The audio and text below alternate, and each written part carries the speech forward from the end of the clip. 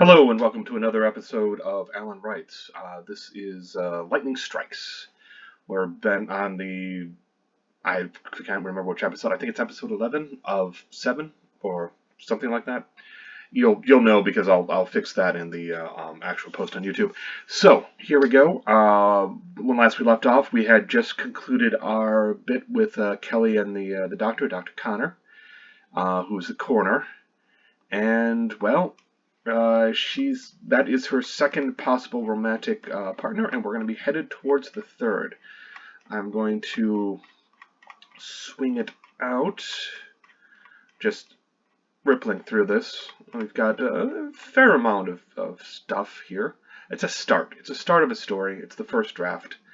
All right, she's headed to Kessler's and Sons. So let's make a new chapter.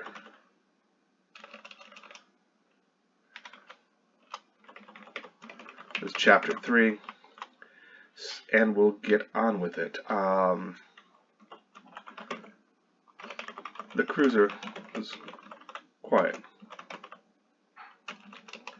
as they drove. That suited Kelly well. Since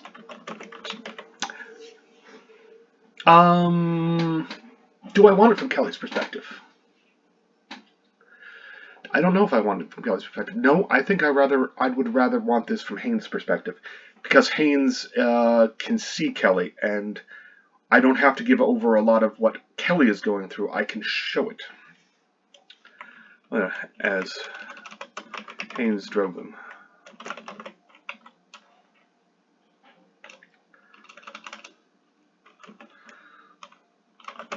It was always like that. It was always like that when people lost something. It's always like that. Even if unless they had something to do with it. Unless they had something to do with it. Obviously, Kelly hadn't. Or if she had, could throw lightning. Or she had, if she could throw lightning, then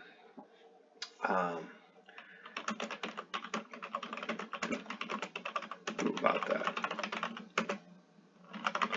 Things were well beyond his pay grade. Eventually, she sighed and turned to him. So,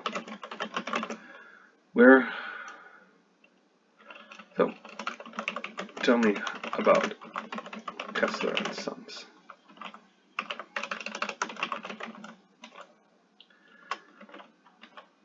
Well,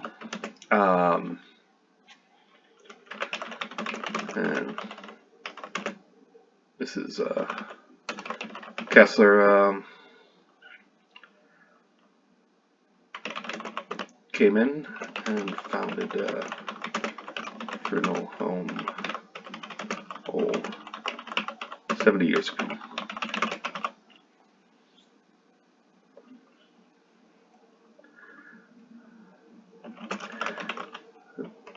They passed it down to their sons and their grandsons. Haynes said, citing he'd overheard recently. The boss is Jacob. Is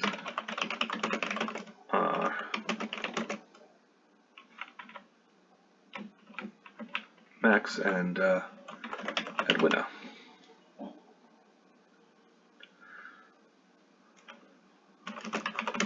All family. No You know a lot about the area. Know a lot about that. I asked around.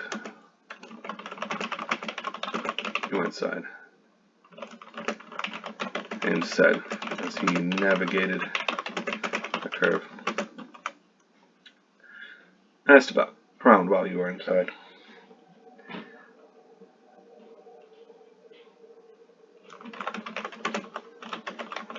It's imprudent.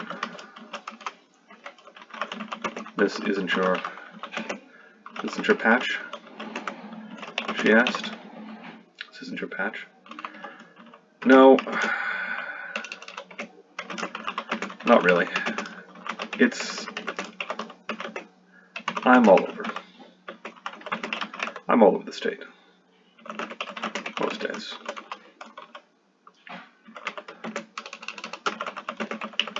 This isn't most days? She asked. And, he realized that she had a good point.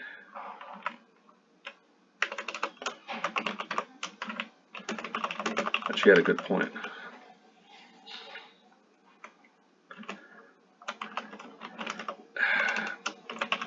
Most days on the road, headed to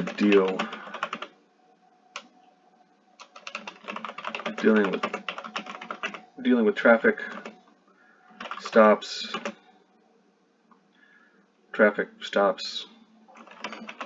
accidents, the rare pursuit, and so on. Yeah, that's the driver's life. They're I'm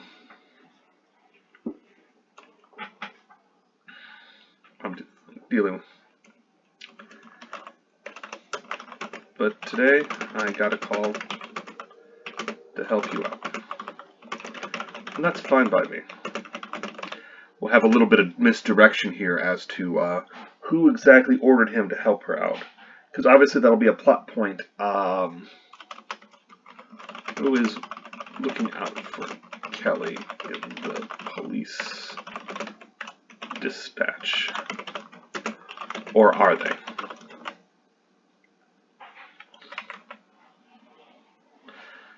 And that's fine by me, he said. If it's this or handing out tickets, I know which I'd rather do.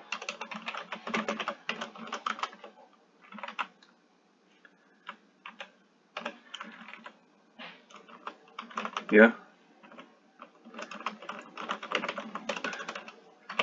Tickets are no fun.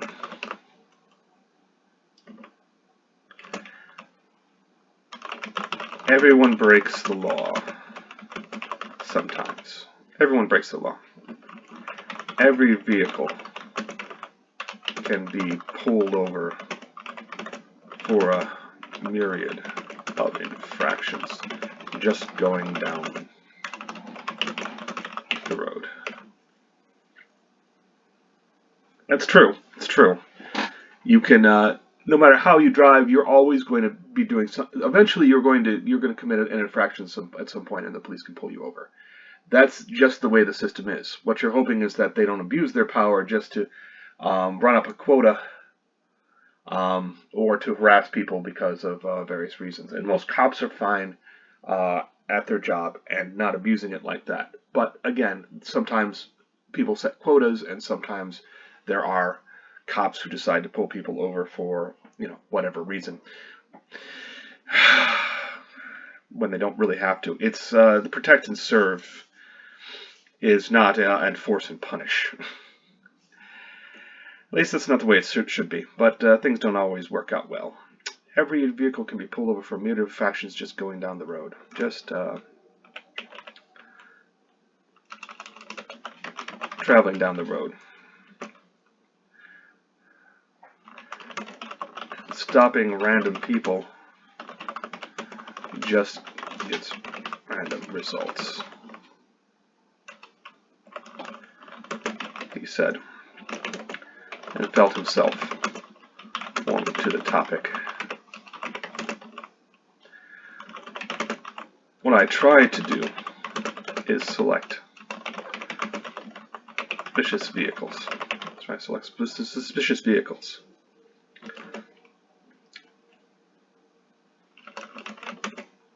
And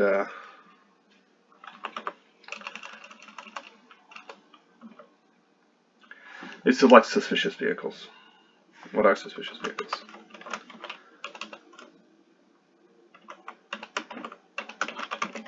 How do you manage that?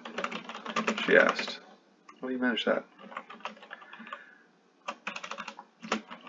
I mean, does the car have a shady mustache? Or something? That's pretty rare, he admitted, remembering one car he pulled over that had exactly that. The driver, a young lady with an artistic bent, had offered to put the same on his cruiser. He declined and sent her off with a warning. That's pretty rare, he admitted. Remember, sometimes, though, you can look something and just know. You can look at a vehicle and just know there's something wrong.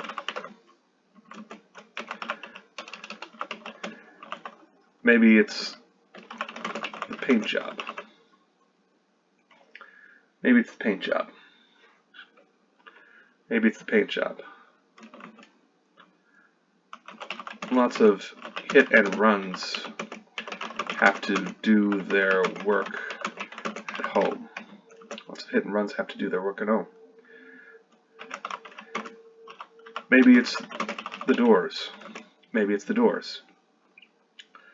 If the driver's side is busted, that's fine. Passenger's side has taken a ding. A ding. I'm interested. Can't say why. Time. That is.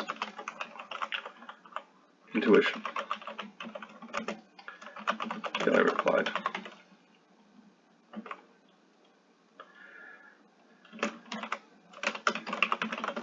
Something's wrong, but you can't put a finger on it. Here I would, the other thing, it's too early to actually get into the technical part of things. There's the way you sort chicks, that hatch from the eggs, the little young chickens. They have to be sorted in male and female because they are, that's the way it is, so that you can separate out the males and the females for whatever process. And the trouble is, you can't really tell by looking at the chickens, the little chickens, that what's going on. That other than the fact that they're both chickens, so it's almost impossible to tell them male from female. And when I say almost, I mean it is visually impossible. You can't even tell by touch. They're not there yet. They haven't developed. And yet, if what they will do to help you sort them is you will sit with somebody who knows how to tell them male from female, and you will sort them, and they will tell you that you're right, that you're wrong, that you're right, that you're wrong, and eventually you will end up being more and more right until you know intuitively how to sort them male from female without really understanding what it is you're seeing. And that's the way the process is. You have to learn it from somebody else, but they learned it from somebody else who learned it from somebody else, And that's the great chain of experience where something's wrong, you use your intuition, and whatever it is you're picking up on is below the threshold of thought, where you can't form it cohesively as to what am I seeing. And there we are. So, and here obviously Kelly is thinking that there's something wrong, but she doesn't know what. Um, yep, he replied, and slowed to turn in.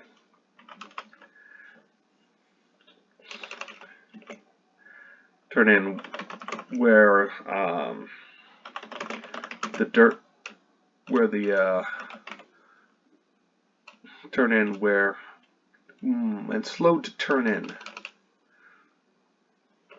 before a grand sprawl of a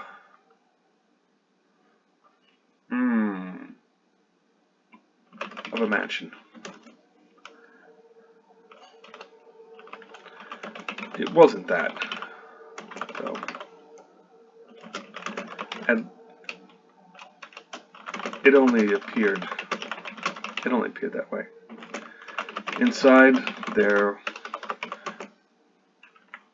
the grand sprawl of a mansion,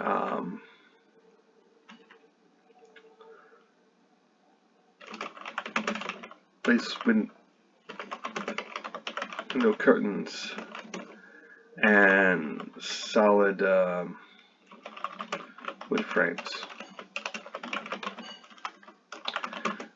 The sign outside said,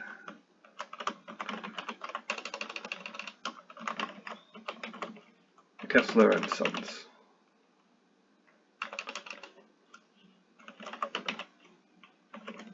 Now they do employ daughters in this business too, but it was established as Kessler and Sons, so that's a sticking point that may or may not get used. Kessler and Sons, established 1938. What do we want to do with this? It doesn't really matter. It's got to be 70 years ago, and from now it would be 1950, 1949. And it wasn't that though. It only appeared that way. There we go. The sign outside said Kessler and Sons established.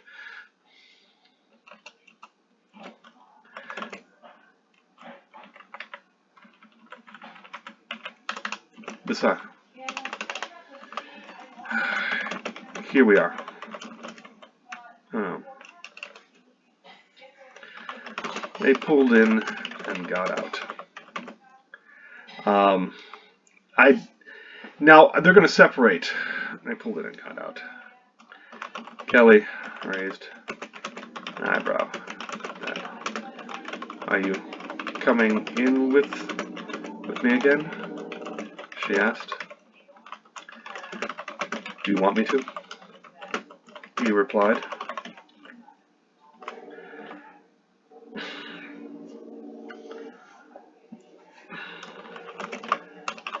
I don't know, she said. I really don't. I feel like I'm taking up your entire day. You are, but that's okay.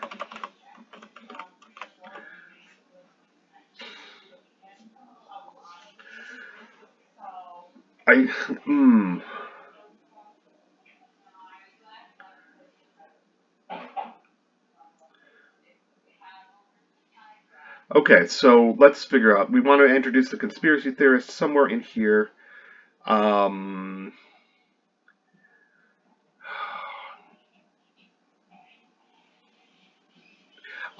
We will present the conspiracy theorist as a trusted friend to her father, who is even now making arrangements or at least sorting out the details with the funeral home owner prior to Kelly's arrival.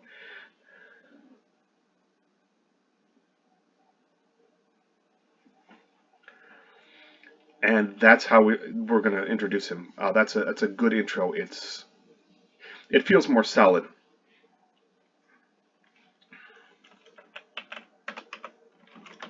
Is that and close the door.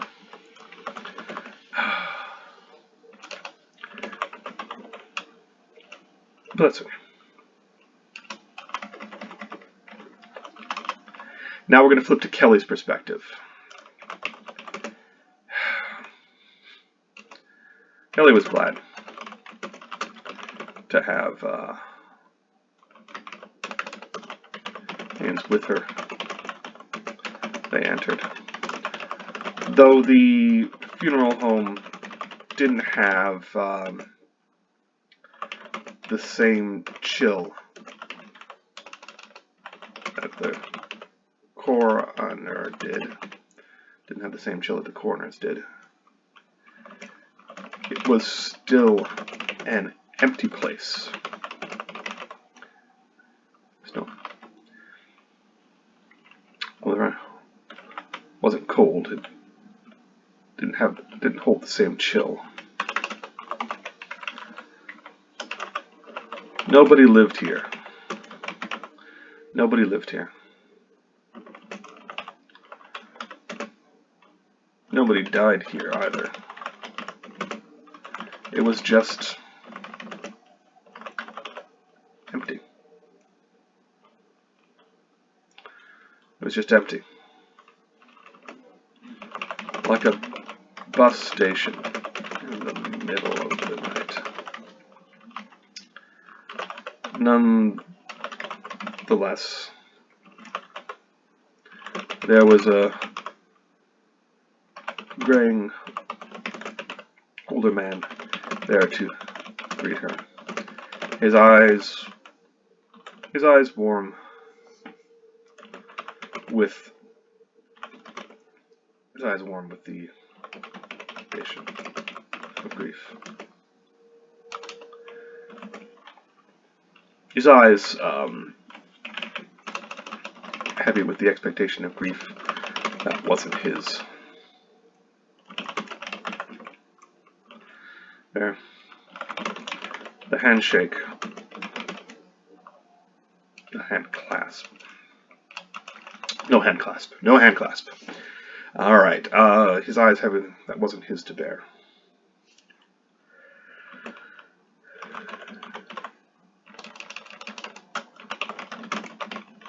Mr. Kessler.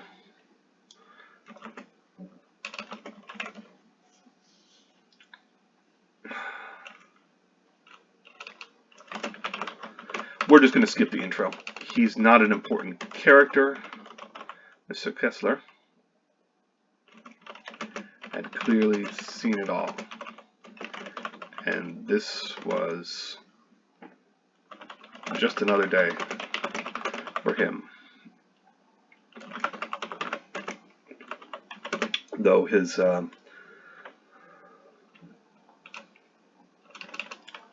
day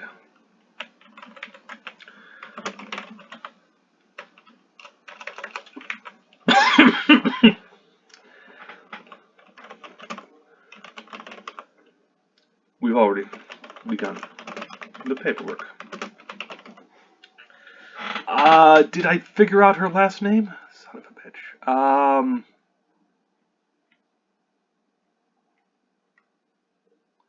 Yarsel. Yeah, that's a good name. That'll probably have to change. I'm just saying.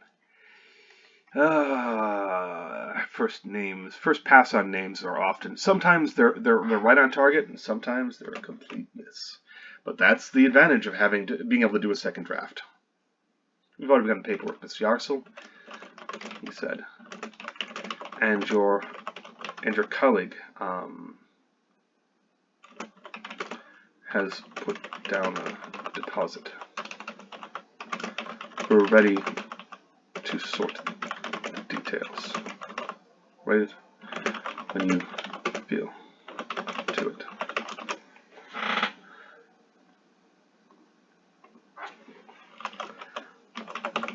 Colleague?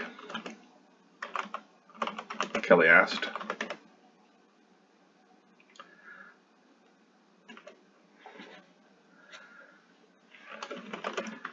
and glanced toward Haynes. Do I have a colleague?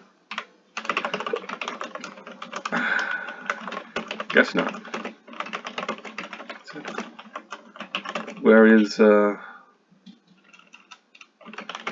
Where are they? Now that's an important note. Where is he? I know that the colleague is male, but Haynes does not. And if I were to put Haynes in on this, in terms of if he was all part of the conspiracy somehow, I would say, where is he? Because he would know what's coming, and that would be a great little tell to give to the readers. As it is, this is also another sort of tell to the readers for later on if Kelly starts to suspect Haynes is in on something. And let me mark this. If Haynes says, "Where is he?" then Haynes is in on the conspiracy. There we go. Where?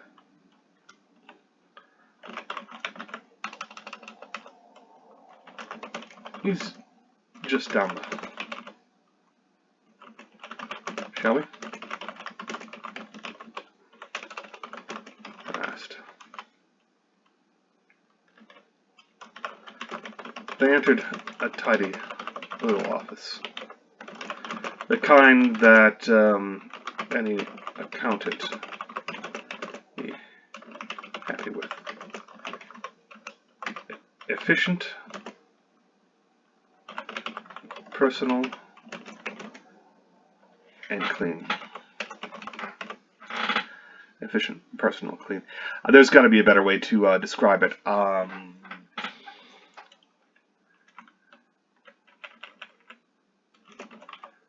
No stacked pages. No cute cat memes. And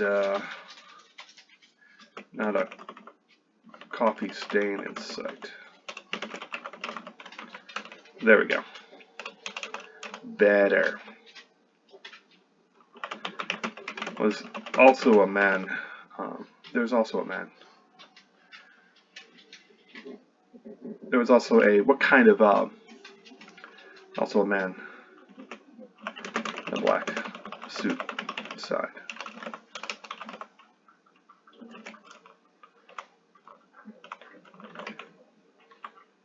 Hair growing long. His glasses thick and solitary briefcase beside him. He looked up, stood up, and stepped over. His arms wide.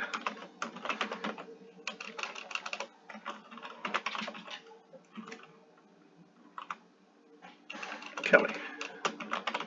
No way, it must be Kelly. It must be Kelly. He called over. Haynes moved to block him. It's an instinctual move by Haynes here. He knows something's wrong more when someone approaches you like that. Yeah, moved to block him, and the other man halted.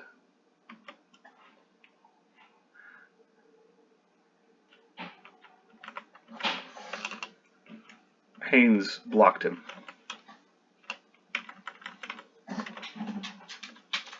Blocked him. A simple step that forced the other man to halt.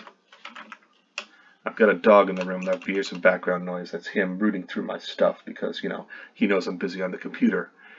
It's the other man to halt. Oh. Hey now. I'm a friend. You know him? He's asked Kelly. No? A friend of your father's, the man said.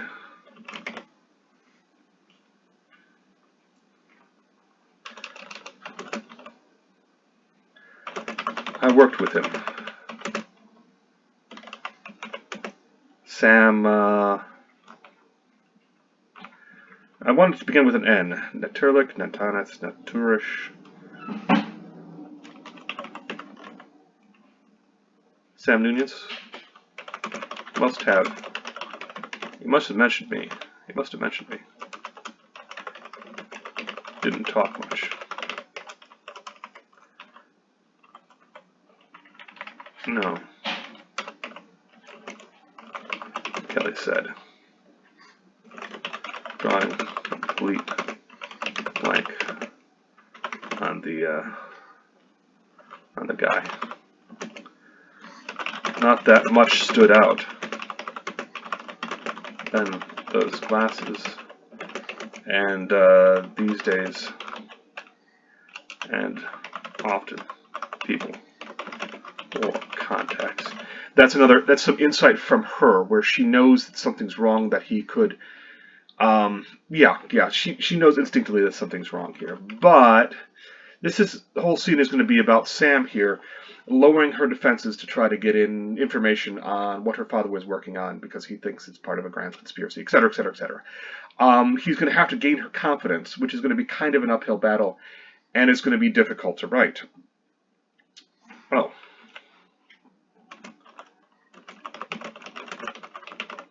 I would have thought, well, he was a private man, Sam said. I was just discussing that with Mr. Kessler here.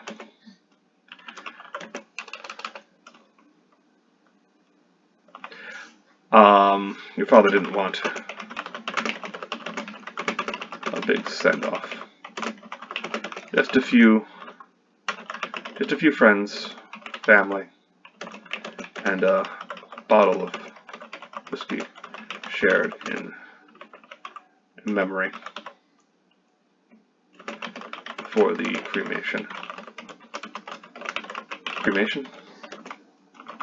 Kelly asked, trying to remember whether her father had ever said anything about that. Yeah, that's it. Return of carbon to the Earth. Return of carbon to the Earth. No need for a complex. Casket would just rot.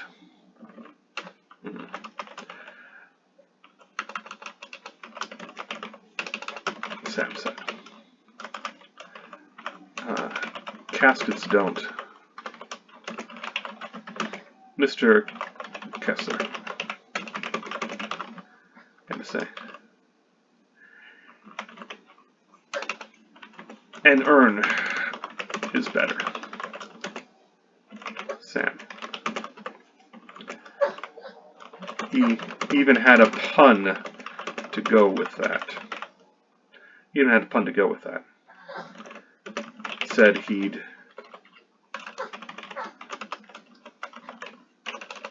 earned it.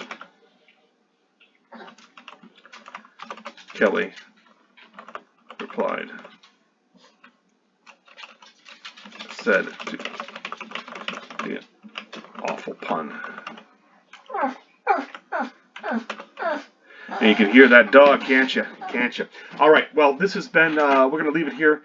I think we've got one more episode in us as we get Sam into the mix, and then we're going to probably call it for the series, because I don't want to write it all out. I'd be here for far too long. So this has been Alan Wrights. I hope you've enjoyed this little creative excursion as we try to form a story into some from elements into something cohesive. I want you to have a good day and take care out there. Thanks.